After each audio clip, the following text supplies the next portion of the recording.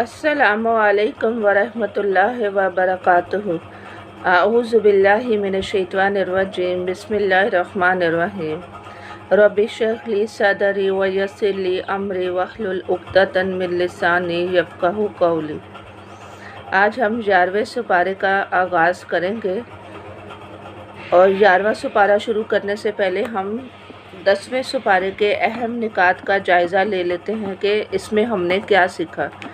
यानी 10वें सुपारे में हमने क्या सीखा था कि आखिरत की राहत के लिए क्या करना चाहिए, दुनिया में थकना चाहिए। यानी दुनिया में थके बगैर इंसान को आखिरत की राहत नहीं मिल सकती। जैसे कि हमने 10वें सुपारे में पढ़ा था कि जंग में जिन लोगों ने जाने से जो है वो इनकार कर दिया था, सफ़र की थकावट का जिक्र किया था, तो हमें क्या है, दुनिया में थक कर ही आखिरत की राहत मिलेगी। और नेकी के काम में इंसान को क्या करना चाहिए, साबित कदमी इख्तियार करनी चाहिए। तो वो क्या है, कामयाबी की कुंजी है। और दीन को संजीदगी से लें और अल्लाह की तरफ से हिफाजत मिलती है अगर इंसान क्या करे, अल्लाह ताला के अहकामात की पैरवी करे। कुरान मजीद जो है वो असल में ज़िंदा इंसानों के लिए जो है वो नसीहत है।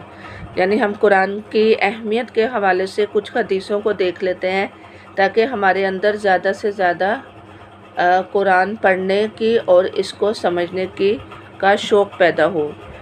यानी अल्लाह ताला ने क्या फरमाया कि लोगों की जो है वो 3 किस्में हैं। इब्न कयूम से रवायत है कि एक वो शख्स जिसका दिल मर चुका हो, यानी मरने से मुराद ये है कि इसको कुरान की आयत बिल्कुल भी समझ नहीं आती, चाहे इसके सामने आप चीखें चलाएं, नसीहत करें, उसको कोई असर नहीं होता। और वो शख्स जिसका दिल ज़िंदा और अहलियत रखने वाला होता है लेकिन वो कान लगा कर नहीं सुनता।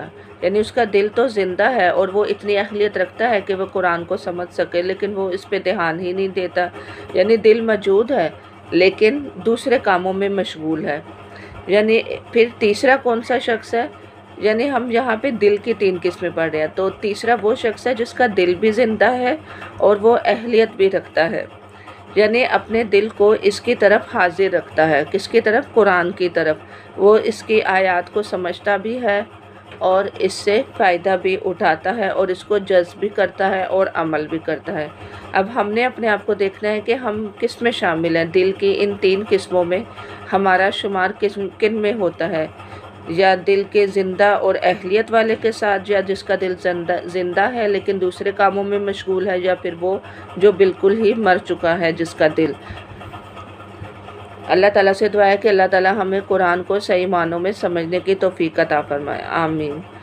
अब हम सूरत तौबा ही चल रही है, 11वें सुपारे का आगाज़ करते हैं।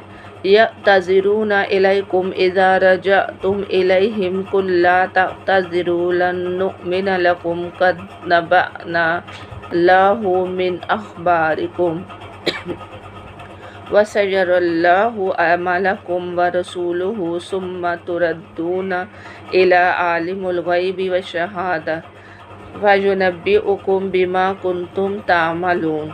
तुम जब पलट कर इनके पास पहुँचोगे तो ये तरह तरह के उज़रात पेश करेंगे, मगर तुम साफ कह देना कि बहाने ना करो, हम तुम्हारी किसी बात का एतबार ना करेंगे। अल्लाह ने हमको तुम्हारे हालात बता दिए हैं। यानी जो दौलतमंद मुनाफिकीन जो हैं वो जंग में जो पीछे रह गए थे, इनका ज़िक्र है कि जब तुम इनके पास वापस जाओगे तो वो उज़र पेश करेंगे, माफ़िया मांगेंगे, बहाने बनाएंगे और ऐसी माजरत पेश करेंगे जो बिल्कुल बेउलट होगी।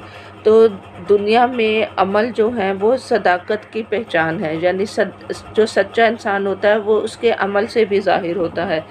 तो ये अनकरीब अल्लाह रब्बुल आलमीन की तरफ जो है वो लुटाए जाएंगे। ये आता है सुम्मा तुरद्दूना इला आलिमुल ग़ैबी, तो तुम पर जुल्म नहीं किया जाएगा। बुराई का इर्तिकाब की ये हालतें हैं कि इंसान किस तरह से जो है वो पहले बहाने बनाता है, उसके बाद माजरत करता है, लेकिन इसकी माजरत जो है वो कबूल ना होगी।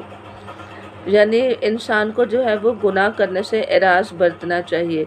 यहाँ पे ये रवैया बताया जा रहा है कि इनको کیا ہے منافقت جو ہے وہ کیا ہے ناپاکی کی علامت ہے، کیونکہ اللہ فاسق لوگوں سے راضی نہیں ہوتا، جو کیا کہتے ہیں جیسے اگلی آیتوں میں آتا ہے کہ اب اللہ اور اس کے رسول تمہارے طرز عمل کو دیکھے گا، پھر تم اس کی طرف پلٹائے جاؤ گے، جو کھلے اور چھپے سب کا جاننے والا ہے، اور وہ تمہیں بتا دے گا کہ تم کیا کچھ کرتے ہو۔ تمہاری واپسی پر یہ تمہارے سامنے قسمیں کھائیں گے تاکہ تم ان سے صرف نظر کرو، تو بے شک تم ان سے صرف نظر ہی کر لو، کیونکہ یہ گندگی ہے اور ان کا اصلی مقام کیا ہے؟ جہنم، جو ان کی کمائی کے بدلے میں انہیں نصیب ہوگا۔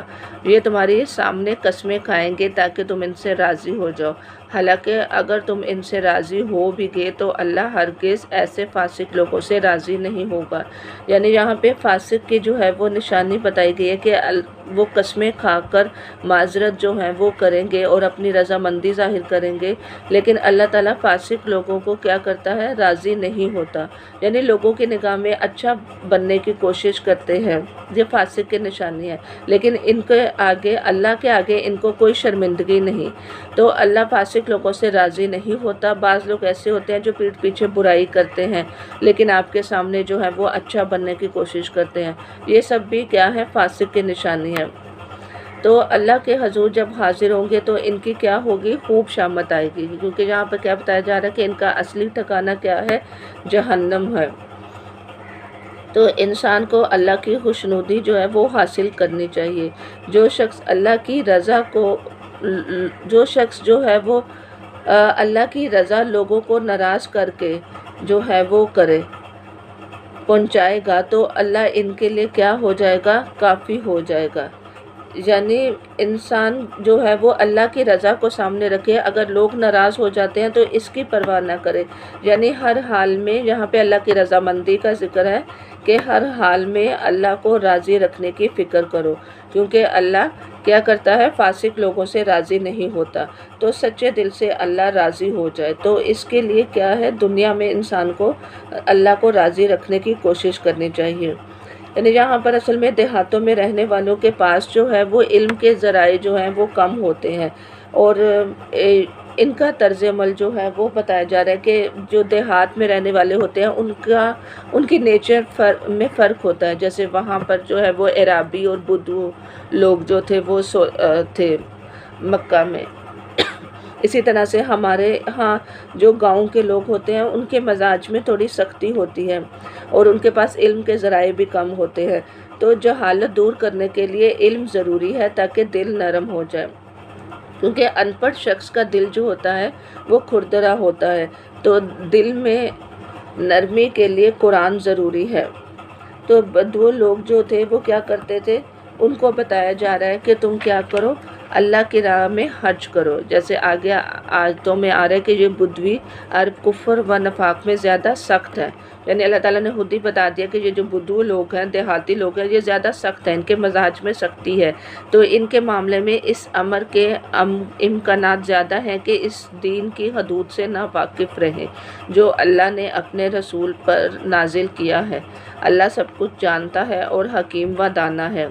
ان بدوؤں میں ایسے لوگ بھی ہیں جو اللہ کی راہ میں حج کرتے ہیں، کچھ تو اسے اپنے اوپر زبردستی کی چٹی سمجھتے ہیں اور تمہارے حق میں زمانے کی گردشوں کا انتظار کرتے ہیں کہ تم کسی چکی میں پھنسو تو وہ اپنی اس گردن سے اس نظام کی عطائیت کا قلادہ اتار پائے، یعنی آپ صلی اللہ علیہ وسلم کسی اور چیز میں مصروف ہو جائیں اور یہ جو اسلام کی عطائیت کا ڈھونگ رچایا ہوا ہے وہ اپنی گردن سے یہ اتار دے، یعنی زبردستی کا اسلام جو انہوں نے قبول کیا ہوا ہے اس کو اتار دے جس میں تم نے انہیں باندھ کر رکھا ہے۔ یعنی یہاں پر عرابی کی صفت بتائی جا رہی ہے کہ کچھ عرابی ایمان پہنچنے پر کھلے دل سے قبول کرتے ہیں۔ قرب الہی کا ذریعہ کیا ہے؟ انفاق فی سبیل اللہ، تو دل میں انسان کو تنگی جو ہے وہ نہیں ہونی چاہیے، یہ چیز انسان کو اللہ کے قریب جو ہے وہ نہیں کرتی، یعنی صدقہ کرنے والوں کو آپ صلی اللہ علیہ وسلم دعا بھی دیتے تھے اور اس کی آل کو بھی جو ہے وہ دعا دیتے تھے، تو صدقے کے اثرات جو ہوتے ہیں وہ انسان کے اگلی نسلوں تک جو ہیں وہ پہنچتے ہیں اور اس کی مال میں بھی برکت ہوتی ہے۔ یعنی کبھی اللہ کے راستے میں جو بھی چیز دیں اچھی دیں، یعنی ایسا نہیں کہ آپ کوئی کمزور و لاغر بچہ، جیسے اس زمانے میں اونٹوں کو دینے کا رواج تھا کہ وہ زکوٰۃ میں دے دیں، یعنی گھٹیا چیز نہ دیں۔ تو ایک شخص نے جب ایک لاغر اونٹ دیا تھا تو آپ صلی اللہ علیہ وسلم نے اس کو برکت کی دعا جو ہے وہ نہیں دی تھی۔ تو پھر کوئی خوبصورت اس کے بعد وہ ایک اور خوبصورت اونٹنی لے کر آیا تو اس کو دعا دی، یعنی محبوب چیز اللہ کے راستے میں جو ہے وہ انسان کو جو ہے وہ دینی چاہیے۔ اس کے بعد مہاجر اور انصار کا جو ہے وہ ذکر ہے کہ وہ مہاجر و انصار جنہوں نے سب سے پہلے دعوت ایمان پر لبیک کہنے میں سبقت کی، نیز وہ جو بعد میں راست بازی کے ساتھ ان کے پیچھے آئے، اللہ ان سے راضی ہوا اور وہ اللہ سے راضی ہوئے۔ اللہ نے ان کے لیے ایسے باغ مہیا کر رکھے ہیں جن کے نیچے نہریں بہتی ہوں گی اور وہ ان میں ہمیشہ رہیں گے، یہی عظیم و شان کامیابی ہے۔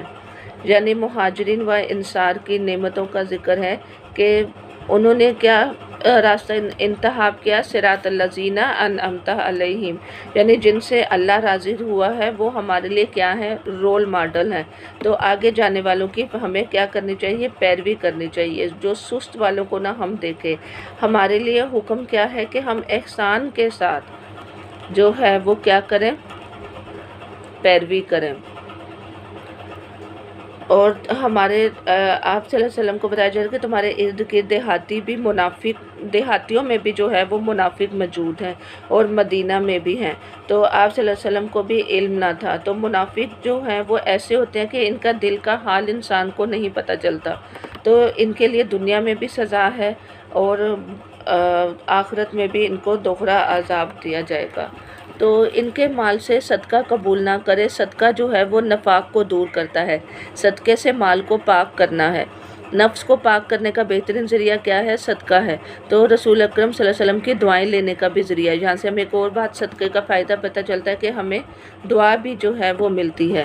جیسے آتا ہے کہ اللہ کے ہاں تقرب کا اور رسول اکرم صلی اللہ علیہ وسلم کی طرف سے رحمت کی دعائیں لینے کا ذریعہ ہے۔ یعنی اور صدقے کے ہمیں فائدے نظر آتے ہیں کہ صدقہ اور توبہ جو ہے وہ ساتھ ساتھ ہے۔ یعنی اگر انسان کو کوئی بھی گناہ جو ہے وہ ستائے اور وہ اس کو نہ چھوڑنے پر مجبور ہو تو پھر وہ صدقہ کرے تو اس کو تسکین ہوگی، اور ساتھ میں کیا کرے، نیک عمل بھی کرتا چلا جائے۔ تو کچھ اور لوگوں کی طرف بھی اشارہ ہے جو نفاق نہیں لیکن سستی کی وجہ سے پیچھے رہ گئے، جیسے مسجد بنائی تو فرقہ بازی میں جو وہ کفر پھیلائے۔ یعنی یہاں پر جو ہے وہ دو مسجدوں کا ذکر ہے کہ کچھ اور لوگ ہیں جنہوں نے ایک مسجد بنائی اس غرض کے لیے کہ دعوت حق کو نقصان پہنچائے اور اللہ کی بندگی کرنے کی بجائے کفر کرے اور اہل ایمان میں پھوٹ ڈالیں۔ اس بظاہر عبادت گاہ کو اس شخص کے لیے کمین گاہ بنائیں جو اس سے پہلے اللہ اور اس کے رسول کے خلاف برسر پیکار ہو چکا ہے صلی اللہ علیہ وسلم۔ وہ ضرور قسمیں کھا کر کہیں گے کہ ہمارا ارادہ تو بھلائی کے سوا کچھ نہیں، مگر اللہ گواہ ہے وہ قطعی جھوٹے ہیں۔ تم ہرگز اس عمارت میں کھڑے نہ ہونا جو مسجد اول روز سے تقویٰ پر قائم کی گئی ہے، وہی اس کے لیے زیادہ موزوں ہے کہ تم اس میں عبادت کے لیے کھڑے ہو۔ اس میں ایسے لوگ ہیں جو پاک رہنا پسند کرتے ہیں اور اللہ کو پاکیزگی اختیار کرنے والے ہی پسند ہیں۔ یعنی یہاں پر اللہ تعالیٰ نے دو مسجدوں کا ذکر کیا ہے کہ ایک وہ مسجد جو کہ تقویٰ کی بنیاد پر بنائی جاتی ہے اور ایک وہ جو تفرقہ بازی کی بنیاد پر، جو تفرقہ بازی کی بنیاد پر بنائی جاتی ہے اس کا مقصد کیا ہوتا ہے کہ کفر پھیلے، یعنی مومنوں میں تفرقہ ڈالا جائے۔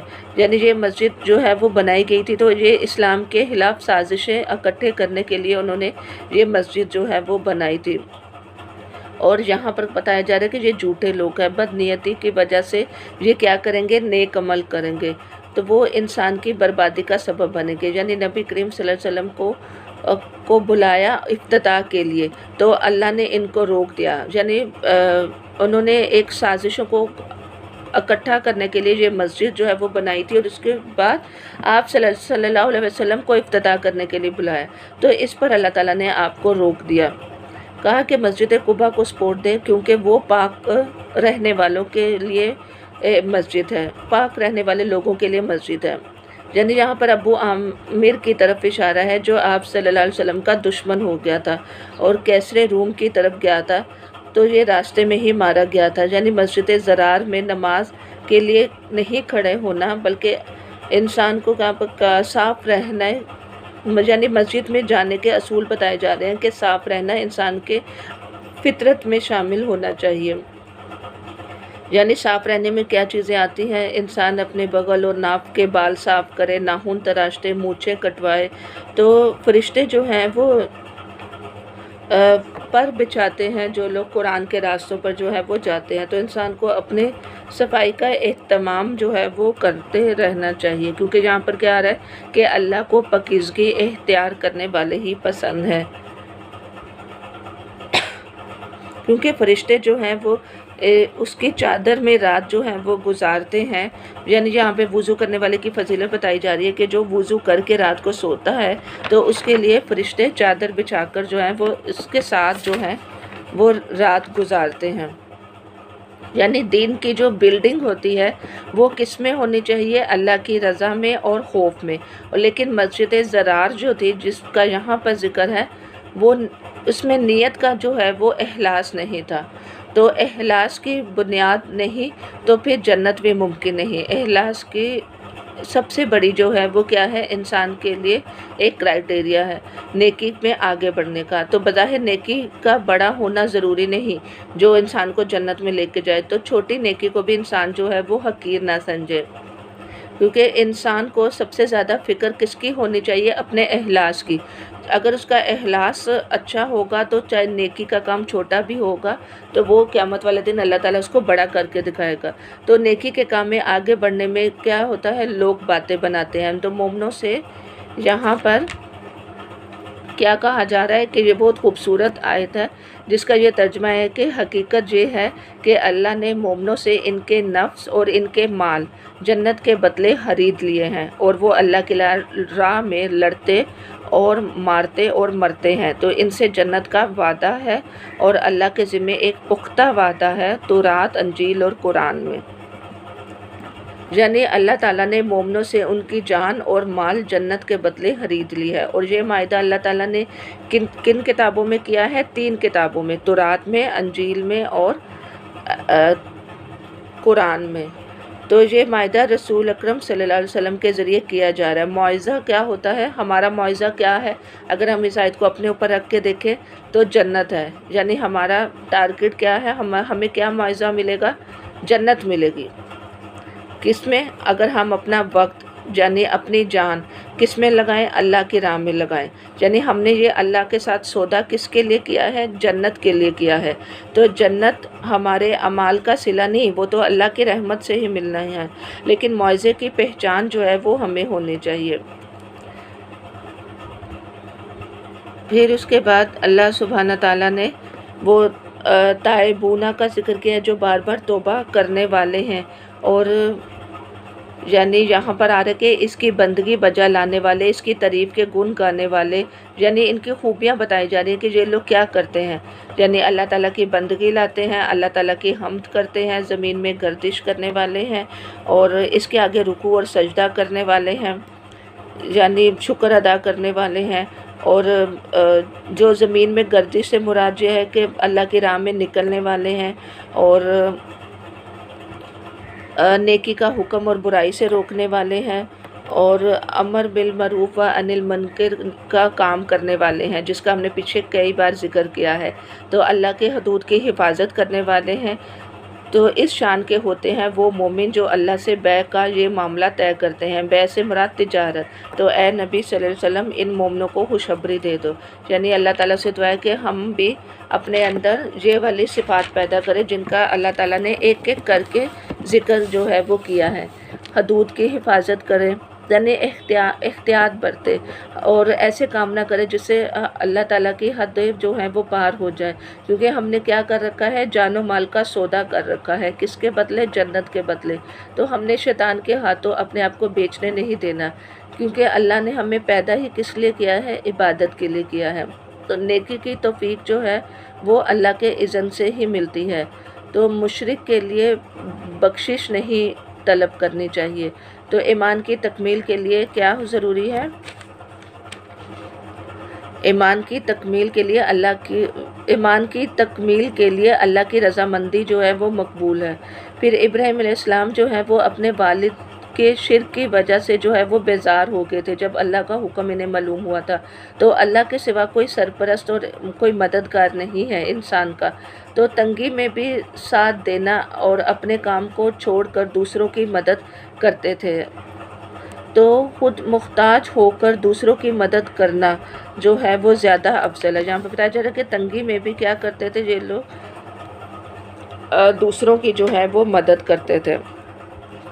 اور اس کے علاوہ ابراہیم کا بھی ذکر ہے کہ انہوں نے اپنے باپ کے لیے بھی دعائیں مغفرت کی تھی، تو اس وعدے کی وجہ سے کی تھی جو اس نے اپنے باپ سے کیا تھا، مگر جب اس پر یہ بات کھل گئی کہ اس کا باپ اللہ کا دشمن ہے تو وہ اس سے بیزار ہو گیا۔ اور حق یہ ہے کہ ابراہیم بڑا رقیق القلب، خدا ترس اور بردبار آدمی تھا۔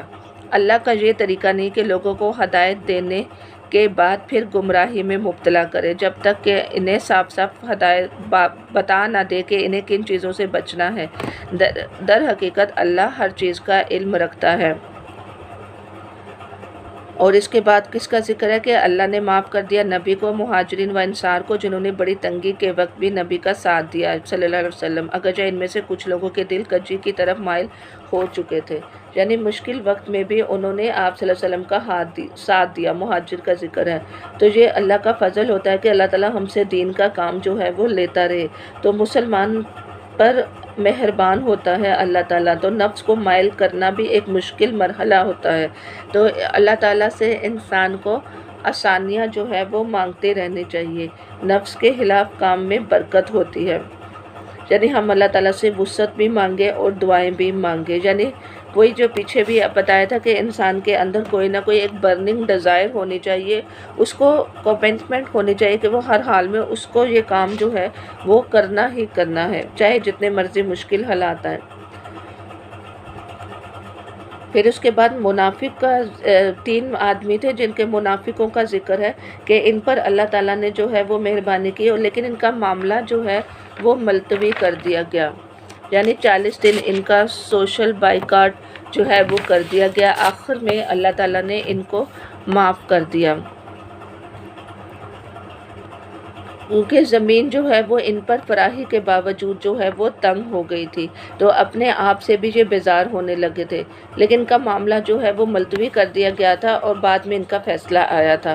تو سچ میں کیا ہے فائدہ ہے، یعنی انہوں نے توبہ کی، یعنی ایمان والوں سے جو ہے وہ کہا جا رہا ہے کہ وہ اللہ سے جو ہے وہ ڈرے، جو ایمان لائے اللہ سے ڈرو اور سچے لوگوں کا ساتھ دو۔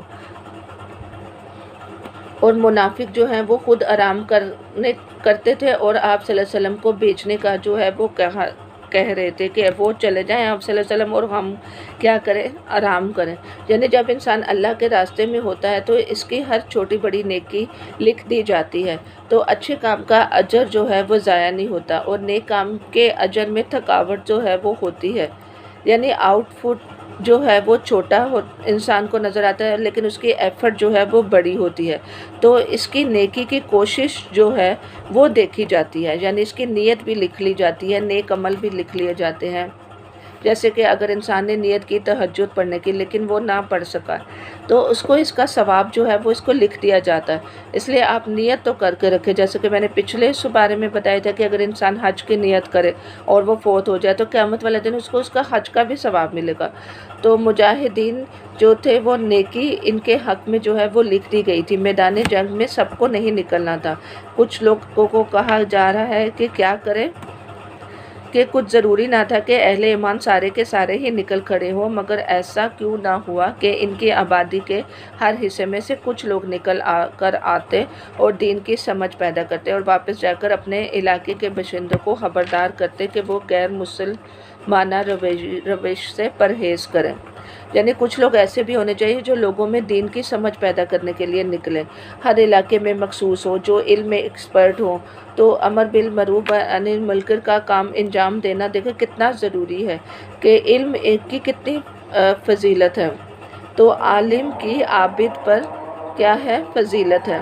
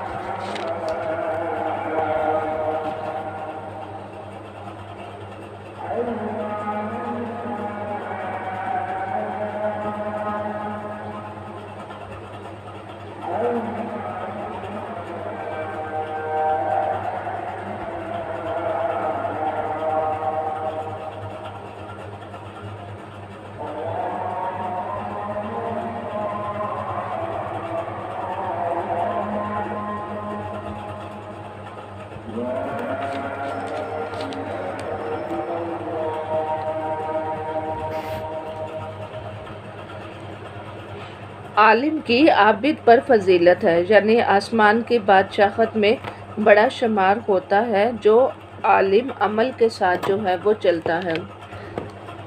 تو بڑے درجے کی تمنا انسان کو کرنی چاہیے، علم کے ساتھ ساتھ عمل میں بھی وہ آگے بڑھے۔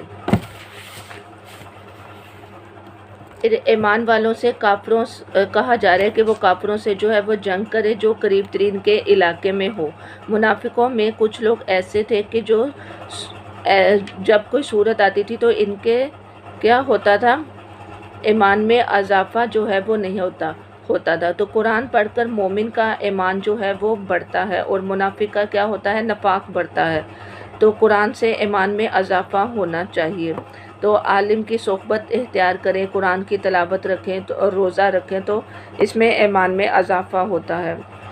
اور منافقین کو جو ہے وہ قرآن سے کچھ فائدہ جو ہے وہ نہیں ہوتا تھا، تو ان کی آزمائش تھی، یعنی ان کو نہ توبہ کی توفیق ملی اور نہ ہی ان پر کوئی نصیحت اثر ہوئی۔ تو یہ چپکے سے کیا کرتے تھے، یعنی منافق کا طرز عمل بتایا جا رہا ہے کہ وہ نکل جاتے تھے مجلس سے، اپنی غلطی کا ان کو احساس بھی نہیں ہوتا تھا۔ اور یہاں بتایا جا رہا ہے کہ رسول اکرم صلی اللہ علیہ وسلم خود تم ہی میں سے تھے، تمہارا نقصان میں پڑنا اس پر شاک ہے اور تمہاری فلاح کا وہ حریص ہے، ایمان والوں کے لیے وہ شفیق اور رحیم ہے۔ یعنی رسول اکرم صلی اللہ علیہ وسلم عربی میں سے تھے، جب ان کو تکلیف پہنچتی تھی تو آپ کو بھی ہوتی تھی صلی اللہ علیہ وسلم۔ شدید تڑپ تھی ہدایت کی کہ شاید یہ لوگ ہدایت حاصل کر لیں اور بچ جائیں آگ سے، یعنی آگ سے بچنے کی حریص تھی آپ صلی اللہ علیہ وسلم کو۔ یعنی آپ صلی اللہ علیہ وسلم امت کی خاطر انہوں نے اپنے آرام کو تلف کر دیا۔ آپ صلی اللہ علیہ وسلم امت کے لیے روتے تھے، یعنی ایک حدیث ہے جس کا مفہوم ہے کہ آپ تقریباً 5 گھنٹے دعا مانگتے تھے اپنی امت کے لیے اور آپ کا پورا جان نماز آنسوؤں سے تر ہو جاتا تھا۔ اور آپ صلی اللہ علیہ وسلم جو ہیں وہ اپنی امت کی کے لیے جو ہے وہ بہت زیادہ جو ہے وہ مہربان تھے۔ اور لوگ جو ہیں وہ اگر اعراض برتے تو ان سے یہ کہا جا رہا ہے کہ یہ کہیں حسبی اللہ لا الہ الا ہو علیہ توکلت وہو رب العرش العظیم، یعنی اگر لوگ اعراض برتے ہیں تو آپ کو کیا سکھایا جا رہا ہے، کہیں کہ میرے لیے میرا رب کافی ہے، وہ عرش عظیم کا مالک ہے۔ یہ صبح شام کی دعاؤں میں بھی یہ کلمہ آتا ہے، جو 7 بار پڑھے تو اس کی ساری فکر اور پریشانی جو ہے وہ دور ہو جاتی ہے۔ اگر آپ پر کوئی الزام لگائے، آپ کا دل زخمی ہو، آپ کو کوئی ٹارچر کرے، تب بھی آپ یہ کلام پڑھ لیں۔ اب سورۃ یونس کا آغاز کرتے ہیں۔ سورۃ یونس مکی ہے اور یہ توحید بیان کرتی ہے، یعنی دلائل کے ساتھ بھی اور عقلی بھی۔ اور وحی کی ابتدا جب ہوئی تھی تو یہ سورت نبی کریم صلی اللہ علیہ وآلہ وسلم کے نام پر ہے۔ یہ حکمت والی کتاب کی آیات ہے، یعنی الف لام را، یہ اس کتاب کی آیات ہے جو حکمت و دانش سے لبریز ہے۔ کیا لوگوں کے لیے یہ ایک عجیب بات ہوگی کہ ہم نے خود انہی میں سے ایک آدمی پر وحی بھیجی کہ غفلت میں پڑے ہوئے لوگوں کو چونکا دے اور جو مان لے ان کو خوشخبری دے دے کہ ان کے لیے ان کے رب کے پاس سچی عزت و سرفرازی ہے۔ اس پر منکرین نے کہا کہ یہ شخص تو کھلا جادوگر ہے، یعنی یہ قرآن کیا ہے، یہ حکمت والی کتاب کی آیات ہے۔ آ رہا ہے کہ جو حکمت و دانش سے لبریز ہے، اور خوشخبری کس کے لیے، ایمان والوں کے لیے، کہ ان کا مقام کیا ہے، عزت والا ہے۔ اور تمہارا رب وہ ہے جس نے آسمان اور زمین کو کتنے دنوں میں بنایا؟ 6 دنوں میں پیدا کیا، پھر تخت سلطنت پر جلوہ گر ہوا اور کائنات کا انتظام چلا رہا ہے۔ یعنی اسی کی عبادت کرو اور ساری کائنات اس کی اطاعت میں لگی ہوئی ہے اور اسی کی طرف تم سب کو لوٹ کر جانا ہے۔ یعنی جتنے دن یہاں ہے اسی کی یاد میں انسان اپنا وقت گزارے، اور آخرت کا دن جو ہے وہ کیا ہے؟ 1000 سال 50,000 سال کے برابر ہے، یعنی قیامت کا دن۔ تو اعمال کا بدلہ دینے کے لیے اگر انسان کو اگر دنیا میں ہی اس کے عمل کا بدلہ مل جائے تو اب اگر کسی نے ایک شخص نے 1000 قتل کیے ہیں تو وہ ایک قتل سے تو نہیں دیا جا سکتا، تو اس کا بدلہ اللہ تعالیٰ قیامت والے دن ہی دے گا۔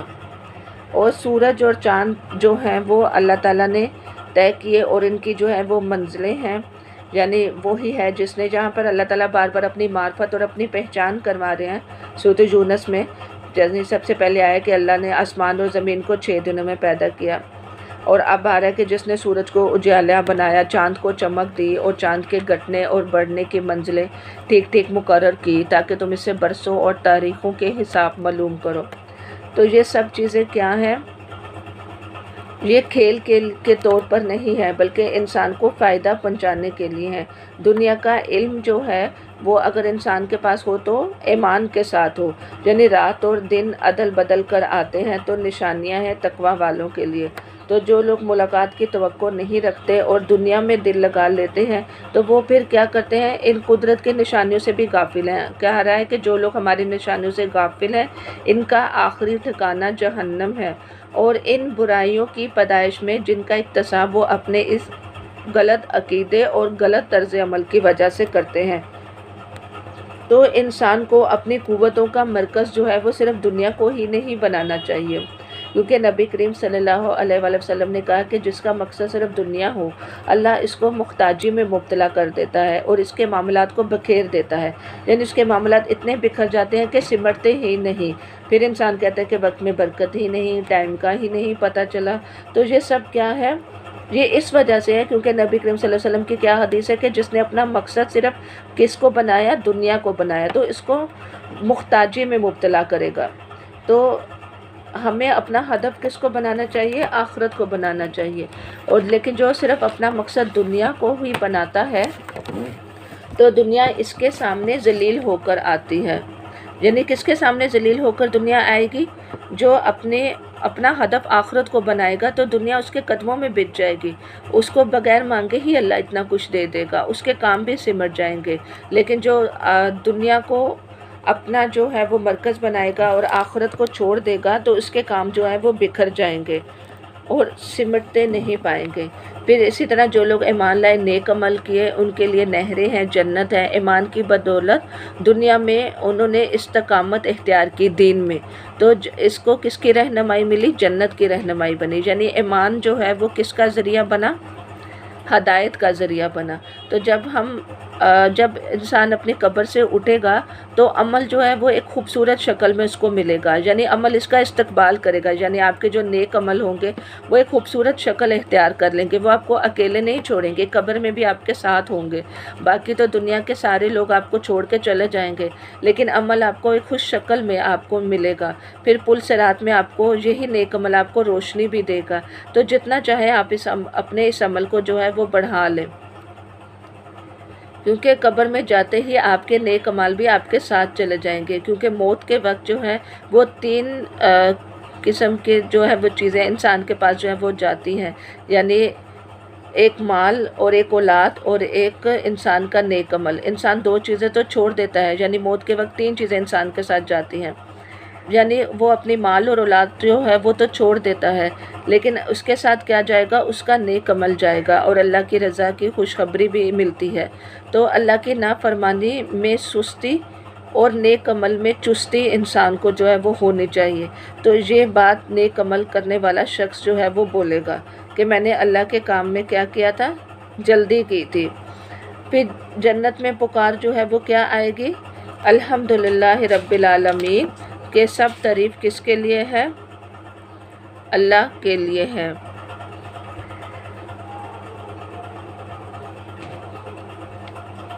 اسی طرح انسان جو ہے اس کا کیا رویہ ہے کہ جب وہ تکلیف آتی ہے تو اللہ کو یاد کرتا ہے اور خوشی میں بھول جاتا ہے، یعنی ایک مطلبی انسان کا رویہ جو ہے وہ بتایا جا رہا ہے۔ تو خوشحالی میں جو دعائیں نہیں مانگتا تو اس کی بات جو ہے وہ کی جا رہی ہے کہ انسان کو ہر حال میں اللہ تعالیٰ سے دعائیں مانگتے رہنا چاہیے، اس کا شکر کرتے رہنا چاہیے۔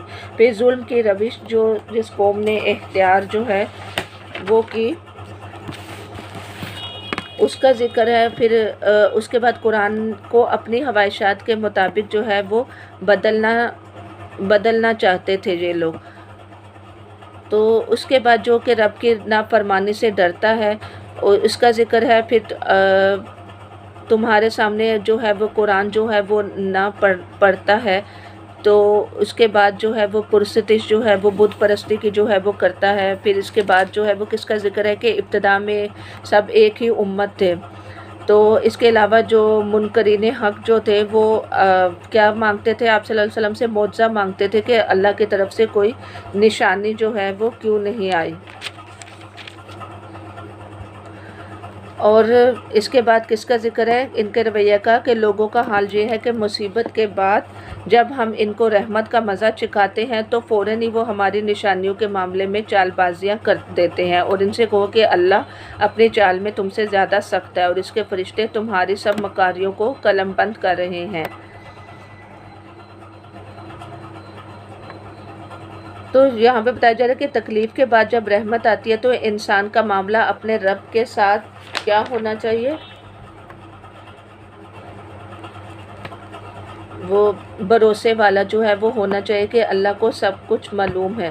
مصیبت کے وقت اللہ کی طرف جو ہے وہ رجوع کرے، کہ انسان جب مصیبت میں ہوتا ہے تو اس کے سارے سہارے جو ہیں وہ ٹوٹ جاتے ہیں، پھر وہ رب کو پکارتے ہیں۔ یعنی اگر سمندر میں جائے اور سمندر میں طوفان اس کو اپنی طرف گھیر لے تو وہ تب خالصتاً اللہ تعالیٰ کو یاد کرتے ہیں، لیکن خشکی میں پھر شرک کرنے لگتے ہیں۔ تو زندگی کے مزے جو ہے وہ لوٹ لو تم، تو آخر تمہیں اللہ ہی کی طرف جو ہے وہ جانا ہے۔ پھر اس کے بعد قیامت کے دن دنیا انسان کو حقیر نظر آنے لگے گی، یعنی جس دنیا سے ہم انسپائر ہوتے ہیں وہ دنیا میں ایک بے وقت سی چیز نظر آئے گی۔ ہمارا ڈریس، ہمارے بچے، ہماری جولری، جن کے ساتھ ہماری ایموشنل فیلنگ ہے، وہ سب کچھ ہم چھوڑ کر جو ہے وہ چلے جائیں گے۔ تو آدم کے بیٹے کبھی نعمت دیکھی ہے دنیا میں؟ اس سے پوچھا جائے گا تو وہ بولے گا نہیں دیکھی، سب بھول جائے گا۔ اور جس شخص کو اللہ تعالیٰ نے نعمت دی ہوگی اس کا ذکر ہے، اور جب غریب شخص کو جنت کو دیکھ کر وہ کیا کہے گا کہ وہ سب تکلیف جو دنیا میں اس نے سہی وہ بھول گیا۔ تو دنیا کی راحتیں جو ہیں وہ بہت تھوڑی ہیں آخرت کے مقابلے میں۔ تو اچھے کام کا بدلہ جو ہے وہ کیا ہے؟ اس کا بدلہ جو ہے وہ اچھے کام کا اچھا ہی ہے۔ پھر زیادہ کہ اللہ تعالیٰ تم کو جو ہے وہ زیادہ دے گا، اس سے مراد اللہ تعالیٰ کا دیدار ہے کہ جنتی جو ہیں وہ اللہ تعالیٰ کا جو ہے وہ دیدار کریں گے۔ پھر اس کے بعد آسمان اور زمین میں رزق کون دیتا ہے؟ مردے کو زندہ اور زندہ سے مردہ کو کون نکالتا ہے؟ اس کا ہم نے سورۃ البقرہ میں بھی پڑھا اور پچھلی آیتوں میں بھی جو ہے وہ پڑھا۔ یہ سب رب کی نشانیاں ہیں۔ اور پھر اس کے بعد جو ہے وہ انسان جو ہے وہ کیا کرتا ہے؟ کچھ لوگ ایسے ہیں جو قرآن پر ایمان نہیں لاتے اور قرآن کی تصدیق کی بات جو ہے وہ ہو رہی ہے۔ اور پھر اس کے بعد قیامت میں دنیا کی زندگی جو ہے وہ انسان کو ایک گھڑی بھر جو ہے وہ محسوس ہوگی۔ یعنی جہاں پہ بتایا جا رہا ہے کہ تم اس ناپائیدار زندگی کے فریب میں مبتلا ہو رہی ہو اور اللہ تمہیں دارالسلام کی طرف دعوت دے رہا ہے، اور ہدایت اس کے اختیار میں ہے، جس کو وہ چاہتا ہے سیدھا راستہ دکھاتا ہے، اور جن لوگوں نے بلائی کا طریقہ اختیار کیا ان کے لیے بلائی بھی ہے اور مزید فضل کیا ہے؟ اللہ تعالیٰ کا دیدار۔ یعنی قیامت میں دنیا کی زندگی ایک گھڑی بھر محسوس ہوگی، ہر کوئی اپنے حال میں جو ہے وہ ہوگا، کوئی خوشحال ہوگا، کوئی بدحال ہوگا۔ تو انسان کو جو ہے وہ اپنے ایمان کی جو ہے وہ فکر ہونی چاہیے، کیونکہ ہر امت کے لیے جو ہے وہ ایک مخلت کی مدت جو ہے وہ مقرر ہے، جیسے پرندوں کی موت، انسانوں کی موت، سب کچھ لکھا ہوا ہے۔ تو موت کے وقت انسان کی حقیقت کھل جائے گی اور ظالم ابدی عذاب کا مزہ جو ہے وہ چکھ لیں گے۔ اور اس کے بعد کیا گیا کہ قرآن جو ہے وہ کیا ہے؟ نصیحت ہے، دلوں کا امراض ہے، یعنی انسان اگر قرآن کو تھامے تو یہ شفا ہے۔ قرآن سینوں کی بیماریوں کے لیے کیا ہے؟ شفا ہے، جیسے کہ سورۃ الفاتحہ ہے، اس کا بیمار پہ دم کر کے پڑھنے کا بھی آتا ہے، حدیث میں کہ اس سے شفا نصیب ہوتی ہے، اور قرآن تو ہے ہی شفا، اس کو کھولنے سے انسان کی بیماریاں دور ہوتی ہیں۔ اب ہمارا کیا طرز عمل ہونا چاہیے؟ اس نعمت میں ہمیں خوش ہونا چاہیے، کیونکہ قرآن کو چھوڑ کر انسان جن چیزوں سے میں مصروف ہے، تو اللہ تعالیٰ نے کہا ہے کہ قرآن ان سب چیزوں سے بہتر ہے جو انسان جو ہے وہ سمیٹ رہا ہے۔ تو ہمیں اس نعمت کے ملنے پر خوش ہونا چاہیے کہ اللہ نے ہمیں قرآن کو پڑھنے اور سننے کی توفیق دی۔ تو جس حال میں بھی ہو، رب کو سب پتہ ہے، یعنی ذرا سے بھی چھوٹی چیز بھی اللہ تعالیٰ کے ہاں لوح محفوظ میں درج ہے۔ جو اللہ تعالیٰ کے دوست ہیں ان کا ذکر ہے کہ ان کو نہ خوف ہے نہ غمگین ہوں گے۔ مومن کا غم جو ہے وہ مستقل طور پر نہیں رہتا، یعنی یہ دو چیزیں ایسی ہیں، خوف اور غم، جو انسان کو دنیا میں فکر میں مبتلا کرتے ہیں۔ تو جو مومن کا غم ہوتا ہے وہ ایسا نہیں ہوتا کہ اس پر چھا جائے، یعنی غلبے کا غم نہیں ہوتا، اس کو تسلی ملتی ہے۔ اور اللہ کی کتاب کی وجہ سے مومنوں کا رویہ جو ہے وہ کیا ہے؟ محبت ہے۔ اور یہ جو لوگ اللہ کی خاطر جو ہے وہ محبت کرتے ہیں اور ملتے ہیں، تو ان کی فضیلت ہے کہ وہ پر نور چہرے ہوں گے ان کے۔ تو قرآن انسان کو جو ہے وہ ہدایت بخشتا ہے۔ اور پھر جو لوگ ایمان لاتے ہیں اور تقوی اختیار کرتے ہیں، ان کے لیے دنیا میں بھی خوشخبری ہے اور آخرت میں بھی۔ اور کافروں کی باتوں پر غم نہ کریں، اللہ ہی کے لیے عزت ہے۔ آسمان اور زمین کس کے لیے؟ سب کچھ اللہ رب العالمین کے لیے ہے۔ یعنی وہ لوگ جو ہے وہ خیالات کی دنیا میں جو ہیں وہ رہتے ہیں، جو ایمان کی روش جو ہے وہ اختیار نہیں کرتے۔ اور دن اور رات کے نشانے میں کس کے لیے حکم ہے؟ ایمان کے لیے، ایمان والوں کے لیے، تقوی والوں کے لیے، اور اللہ کی معرفت کی پہچان دلائی جا رہی ہے۔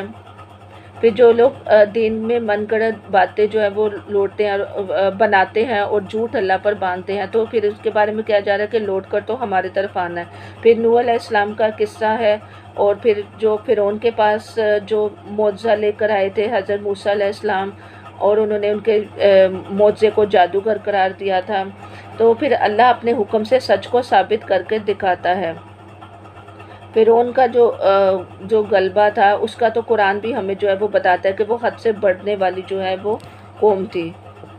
اگر انسان نے اپنی مشکل سے نکلنا ہے تو وہ کیا کرے؟ تقوی جو ہے وہ اختیار کرے،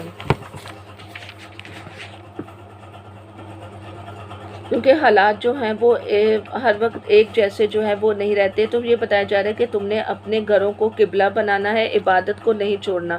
یعنی دنیاوی اسباب سے لوگوں کو جو ہے وہ گمراہ کرتے تھے فرعونی۔ تو پیغمبروں کو ثابت قدمی کی نصیحت کی جا رہی ہے کہ ایمان کی رسی نہ چھوڑیں۔ اس کے بعد بنی اسرائیل کو جو سمندر پار کرائے اس کا ذکر تھا، پھر عذاب دیکھ کر جو وہ ایمان لے آیا تھا، یعنی فرعون۔ ایسے وقت ایمان فائدہ نہیں دیتا، یعنی اللہ کے کام میں، نیکی کے کام میں انسان کو دیر نہیں کرنی چاہیے، کیونکہ قیامت کی نشانیوں میں بھی کیا ہے کہ سورج مشرق سے مغرب کی طرف جو ہے وہ نکلے گا، اور زمین سے جانور پیدا ہو جائے گا جو انسان کو نیکی کا حکم دے گا اور برائی سے روکے گا۔ جیسے کہ ہم نے پچھلی آیتوں میں بھی پڑھا تھا کہ یہ چیز کتنی ضروری ہے کہ انسان اپنا نیکی کا حکم اور برائی سے روکنے کا کام کرتا رہے، ورنہ اللہ تعالیٰ قیامت کے قریب کیا کریں گے؟ زمین سے جانور پیدا کریں گے جو یہ کام کریں گے۔ اس کے بعد کیا آئے گا؟ دجال آئے گا قیامت کے قریب، تو تب بھی ایمان فائدہ نہیں دے گا، تو موت کے وقت بھی ایمان فائدہ نہیں دے گا، صدقہ فائدہ نہیں دے گا۔ تو اس میں ہمیں کیا حکم ملتا ہے کہ ہمیں نصیحت کے کام میں دیر نہیں کرنی چاہیے۔ اور قیامت والے دن وہ لوگ عرش کے سائے میں ہوں گے جنہوں نے اپنی جوانی عبادت میں گزاری۔ اس کے بعد جو ہے وہ اللہ کے آیات کو جھٹلانے والے جو ہیں وہ ایمان نہیں لاتے۔ تقدیر کی حقیقت کو سامنے لایا جا رہا ہے کہ اللہ کا علم جو ہے وہ کامل ہے، ماضی، حال، مستقبل وہ سب جانتا ہے۔ علم جتنا جہنم والوں کو کون جائے گا اور کون جنت میں جائے گا، یہ سب اللہ کے اختیار میں ہے۔ جو ایمان نہیں لاتا تو اس پر آپ زبردستی نہیں کر سکتے۔ پھر یونس علیہ السلام کی قوم کا ذکر ہے کہ یونس کی قوم جو ہے وہ ایمان لائی تھی اور سچے دل سے گڑگڑائی تھی، تو انہوں نے عذاب ان پر آنے والا تھا لیکن انہوں نے عذاب سے پہلے فائدہ اٹھا لیا۔ تو اللہ کے اذن کے بغیر کوئی ایمان جو ہے وہ نہیں لاتا۔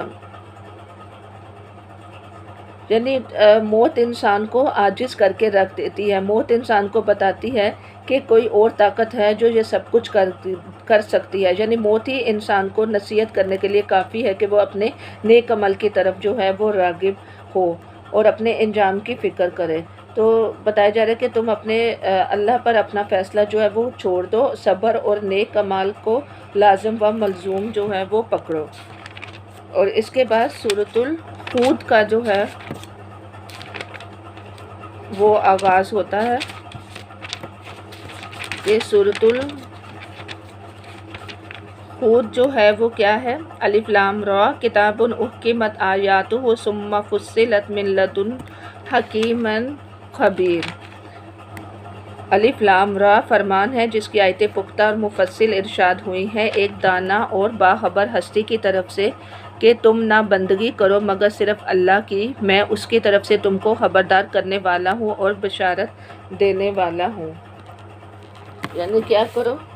اللہ کے سوا کسی کی بندگی جو ہے وہ نہ کرو اور استغفار جو ہے